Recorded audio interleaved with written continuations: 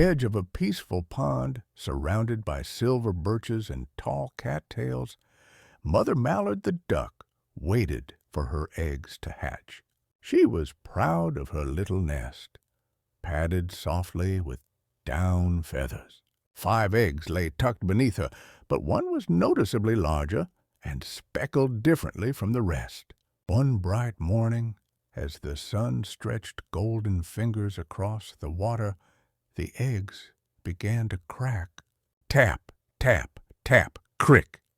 Out tumbled 4 fluffy yellow ducklings, chirping happily and stumbling over their little webbed feet. But the 5th egg, the big one, took more time. Finally, after much wobbling and pushing, crack, crunch, flop, a strange-looking hatchling emerged.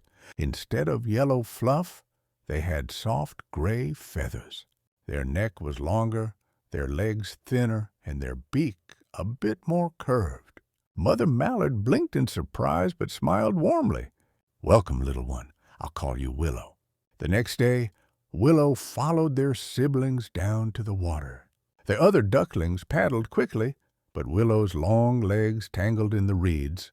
When they swam, they glided smoothly, but their necks stuck high above the others, making the frogs snicker. "That duckling looks like it was put together by 3 different birds," croaked a rude frog. Willow pretended not to hear, but each unkind whisper pressed heavier on their heart. As days passed, the other ducklings learned to waddle, swim, and search for bugs.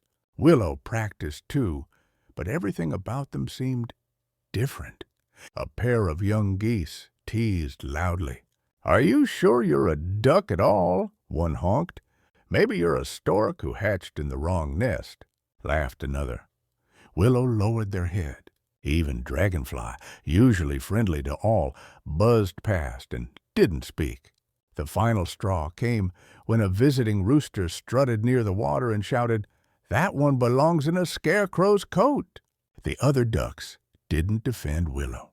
Mother Mallard scolded the rooster, but the damage was done.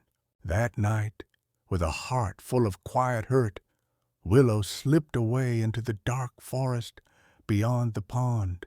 The forest smelled of pine, mushrooms, and damp earth. Willow wandered past chirping crickets and whispering leaves. They found a hollow log and curled inside to sleep.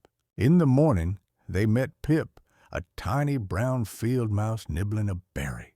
Pip squeaked, "Whoa, you're the biggest duck I've ever seen." "I'm not even sure I am a duck," Willow said glumly. Pip scampered up a stump and tilted his head. "Different isn't wrong. It might even be special. Come meet my friend Hazel. She's a hedgehog who knows things." Hazel the hedgehog lived in a cozy burrow lined with moss. With curious eyes, she circled Willow slowly. "You're young," she said gently. "You're still growing into who you are.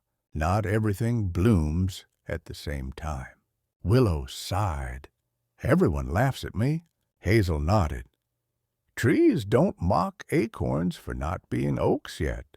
The words sank into Willow's heart like rain into dry soil.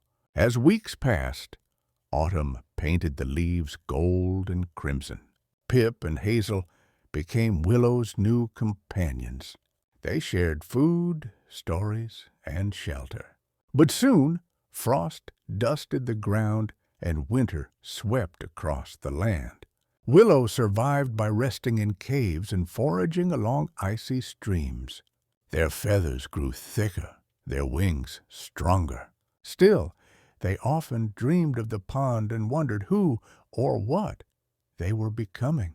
One frosty dawn, Willow spotted a lake surrounded by willows and winter grass.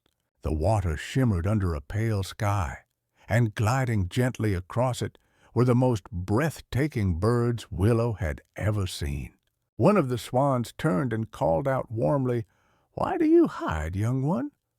"I'm not like anyone," Willow whispered. "I don't belong anywhere." The swans exchanged gentle looks. then glided closer. The oldest swan said, "Come see the truth with your own eyes." Willow stepped carefully toward the water. As their reflection came into view, they gasped. No more awkward legs, no more downy gray fluff. Their wings were full and white, their neck long and graceful, their eyes bright and calm. They were not a duck at all. They were a swan. Joy surged through Willow like spring sunlight. The swans welcomed them with wings wide open. "You were never ugly," one said. "You were just not finished." Willow spent the rest of the winter with their new flock, learning to fly long distances and sing the soft, haunting songs of swans. When the snow melted and the forest bloomed again, Willow returned to the old pond, not to scold, but to visit. The ducklings, now grown, stared wide-eyed. Mother Mallard waddled forward, tears glistening. "Oh, Willow, look at you." Willow dipped their elegant neck. "I learned that belonging isn't about matching others. It's about being true to yourself."